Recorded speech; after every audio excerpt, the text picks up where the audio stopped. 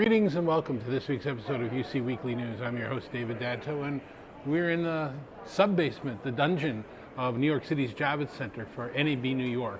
NAB New York is a small offshoot of the large NAB conference that takes place in April in Las Vegas.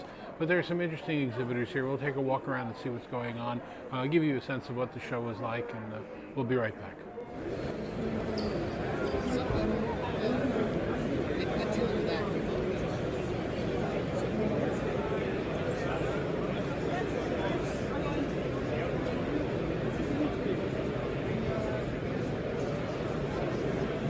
Show running. This is the guy right here. He loves him. So I'm here at NAB New York with my good old friend Ben Nemser from Nemal Electronics. Ben, always a pleasure. The pleasure is mine, Dave. It's always great to see you. I've chatted with you before on our show, and if people don't know, tell everybody in like a sentence or two what Nemal does. Well, basically, Nemal is a fully integrated manufacturer of interconnect equipment for audio, video, broadcast, and also in some other industries such as medical. So we manufacture in Miami, which is the United States, everything from bulk cable. Miami's still the United States? It's technically still a part of the United States, as of this morning. Okay.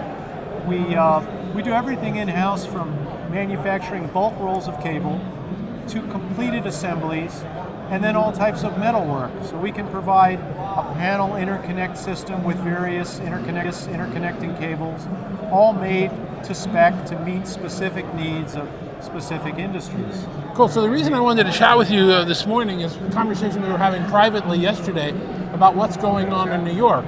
This is apparently one of the busiest times, or at least has been one of the busiest times, for the installations of studios and facilities. Without naming names that you may not be authorized to name in public, give us a sense of what's going on. What building is going on now? Well, in fact, in the past couple of years, and even through today, there have been a number of very significant projects in the broadcast space. And we've been very fortunate to participate in some of these new builds and some rebuilds involving pretty significant space. New studios, 2110 studios, IP infrastructure, large volumes of cabling and plates. It's actually pretty exciting. So that you're bundling all different kinds of technologies. You're bundling HDSDI, you're bundling IP, you're bundling audio, baseband, and what are you kind of seeing out there? Sure. Well, to give you an example, we built for one of these projects many hundreds of custom panels, and these panels would be a combination of fiber and copper. Within the fiber alone, broken down into SMPTE, which is your hybrid fiber for cameras, but high density IT fiber, MTP12 constructions in signal mode, optical con using Neutrik, SMPTE using LIMO, and then your standard discrete fiber connectors, STs, LCs, angle polish connectors, which are very high performance. So all of these things together with the copper infrastructure in one, and the same types of combinations we did in our panels, we did in composite cables. So we built cables that would actually have 10, 12, even more individual components. You could have in one cable, for example, a 12-3 for power, together with 4 or 5 fiber lines, together with a DMX, and then add in some 12G video coax. And you're building, you were telling me the other day, bundle after bundle after bundle, last minute.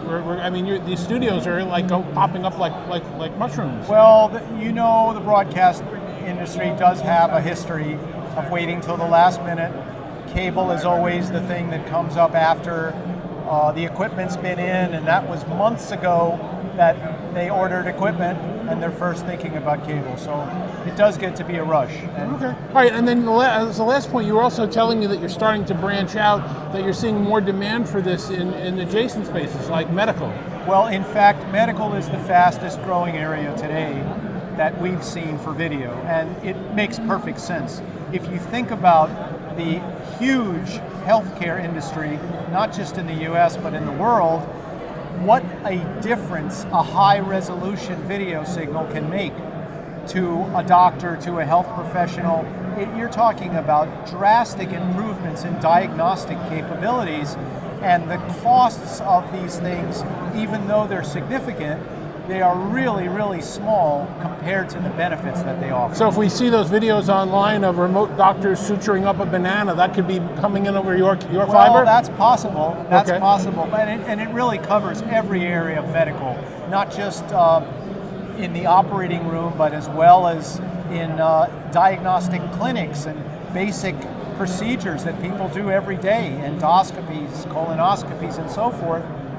It allows medical professionals to see things they couldn't see before. And anything you can do by seeing is a lot better than by cutting. So in the collaboration space, in the AV space, in the broadcast space, we're talking about software eating hardware and software taking over the world. But as far as you're concerned, there still needs to be infrastructure. There still needs to be people with skills that can, terminate fiber and cable. And there's still a desperate need for getting these things in correctly. Yeah, yes, there is. There is a desperate need, and there's not always a lot of people around. Of course, AI is in the picture, and that helps us in our designs as well. Gives us new ideas. It helps in implementation of a lot of these things, but it doesn't replace some of the very critical skill sets that we still need. How can people reach out to you? How can people find out what Nemal does? Nemal.com, Nemal.com. We're on the web, and always happy to hear from everyone. Thank you, Ben. I appreciate Great it. Good to luck see with you, everything. Great to Dave. see you as Always well. a pleasure. We'll be right back.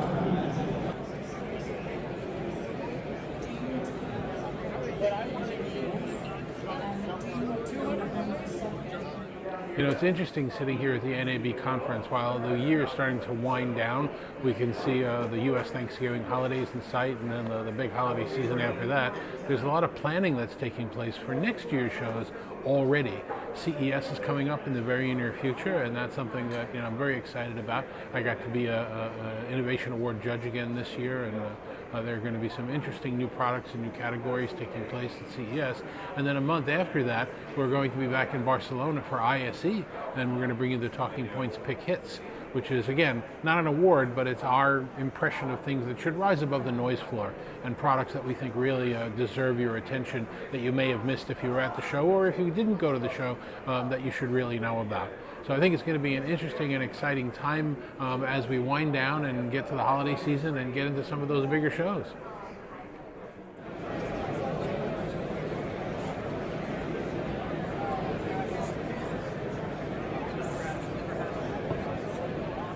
So we're back here at NAB New York, and I ran into Bary Grossman. Bary, Hey. doing this in the city for how many years now? Many years. Many years. Yes, many A whole years. bunch of years. Yes, a whole bunch of years. And tell everybody who might not be familiar with you what you do.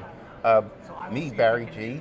What I do is I do live event, broadcast engineering, from the design to the actual on-site engineering. And I teach, I'm starting my 11th year teaching at CUNY City Tech, adjunct lecturing, both video design and computer networks. So what do you see here from the exhibitors? Lots of connectivity issues, whether it's Cobalt, other manufacturers, whether you're dealing with just IP conversions, whether you're dealing with SMPTE 2110, whether you're dealing with IPMX, how to get that into your monitor displays or things like that, converter boxes and stuff like that. You have some transports using RIST or RIST, getting transporting signals to displays and things like that. Ross is coming out with their version of something similar to a Aja Kumo router. And then also we have these lovely microphones, and companies like Hollyland and others keep making them smaller and more functional. Okay. And I've only done half the show because I keep running into people and That's talking what happens. to people. If you stand still, it's even worse because then Yes. they come up to you. Exactly. That's what happens. And as long as you mention microphones, let me thank the Saramonic people again for giving me these microphones that I use all the time for interviews. They're really good, and definitely recommend them because there are a lot of great microphones on the market that have 2 Bluetooth mics. These have 4. Wow. So we can do 4 on the table. So anyway, as long as you mentioned it. Would you recommend? I've been going to this show before the Javits Center existed. We used to do Video Expo in New York. Yeah. And then we had other, events come and go. This is much smaller than anything I've ever seen in New York. It's like the hardware is not quite as big as it used to be here. I don't know if you're getting that same vibe as well. Well, last year we had it was both AES and Last couple of years, yeah. yeah, and so it definitely is smaller. which means there's more opportunity to talk to people. Well, And because I live in Hoboken, New Jersey, I just hopped the bus. I'm here in a half hour, so it works for me. And the blessing challenge of not being booked today, I can easily hop over here, and so for me, it's worthwhile. is it? So, are you here more for the technology that you're going to learn things, or are you here more for the opportunity to network? Yes, both. Which one do you think you're getting more of? Both, yes.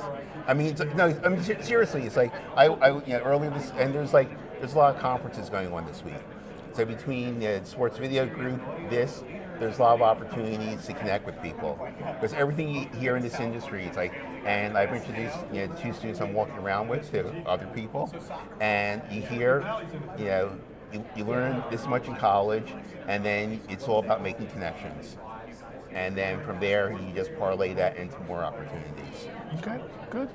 People want to reach out to you, speak to you, find out what you do for a living. How should they get you?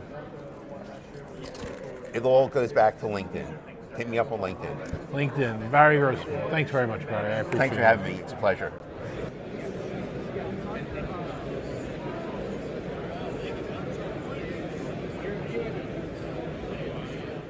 So that's it for this week's episode of UC Weekly News. Next week, we're going to also be on location, going to the PepCom Holiday Spectacular that's taking place here in New York, and we'll give you a sense of some new products that are coming out onto the market. If there are any good ones, if not, we're going to have a pretty quiet, slow show. But thanks very much for watching. I'm David Danto. We'll see you next week.